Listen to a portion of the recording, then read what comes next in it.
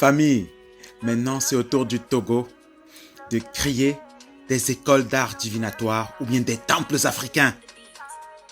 Après le grand temple du Mali, après le décret présidentiel pour la journée du 15 mai au Burkina Faso, c'est au tour du Togo d'ouvrir la porte. Des adultes en classe pour apprendre l'art divinatoire du Fa. Devant ses élèves, le professeur Akoli Ametokolo explique cette tradition divinatoire. Son instrument principal est ce chapelet de cordes et de coques de noix, appelé au Togo Kpélé.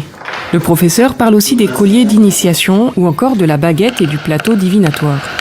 Le Fa est lié au culte vaudou, qui se retrouve sur la côte ouest africaine et aussi dans les Amériques, parfois sous d'autres formes. Akoli Ametokolo est lui-même prêtre vaudou, mais aussi écrivain et chercheur sur la tradition. Il a écrit 5 gros livres sur le Fa, qu'il définit comme une géomancie à caractère mathématique de 8 éléments binaires. C'est dans la spiritualité que nous faisons cette calcul. Le pile et la face. Donc 8 là, 1, 2, 3, 4, signifie les 4 éléments du cosmos qui se doublent. Le Fa aide à surmonter, à triompher les obstacles. La classe a lieu dans la mairie d'Aného, ville côtière à la frontière du Togo et du Bénin, qui souhaite mieux valoriser son histoire et ses traditions, comme sa voisine Ouida au Bénin. Le but de ces apprenants, maîtriser le Fa et devenir des prêtres de la tradition certifiés. L'un d'entre eux fait un exercice de divination par le Fa, sous le regard du professeur. Dossé Akpa Magbo se place alors dans la peau d'un prêtre, appelé au Togo Pokono. Il s'exerce comme si une personne était venue le consulter devant les autres élèves. Ce sont les pratiques de nos ancêtres, de nos grands-parents. Mais aujourd'hui, à cause de la colonisation, bien l'installation des églises, on a vu qu'on commence par perdre nos connaissances peu à peu. Depuis quelques années, les traditions et leurs pratiques connaissent une forme de renouveau au Togo et plus globalement en Afrique. Nous sommes ici à la cérémonie de Djibon, organisée au Togo par l'association La Foi Africaine et qui a eu lieu le 2 juin dernier. C'était une libation collective, c'est-à-dire un hommage et une connexion aux ancêtres par de l'eau.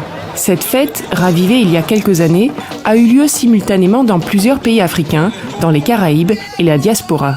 Neferchou est venu de France spécialement pour la cérémonie. Ce que nous voulons, c'est que nos ancêtres entendent nos doléances et nous permettent justement un éveil et une renaissance fulgurante. Le Fa lui-même a eu un rôle dans cette cérémonie. C'est grâce au Fa que nous savions que nos grands-parents sont passés par ici lors de l'esclavage. Beaucoup de Togolais souhaitent aujourd'hui revaloriser leurs coutumes et spiritualité. D'ailleurs, le Fa est classé au patrimoine immatériel de l'humanité par l'UNESCO depuis 2005. Bien, maintenant que vous avez tous regardé ce reportage, je souhaite seulement vous dire ceci. Parce que pas besoin de commenter plus que ce que nous avons entendu, plus que ce que nous avons vu. Vous avez vu, notre peuple vient des 4 coins du monde pour aller célébrer le retour à la source ancestrale en Afrique. Et c'est de ça que nous parlons sur ce portal. Nous utilisons les réseaux sociaux désormais pour éduquer notre peuple. Nous ne faisons pas dans le japapin les histoires à dormir debout.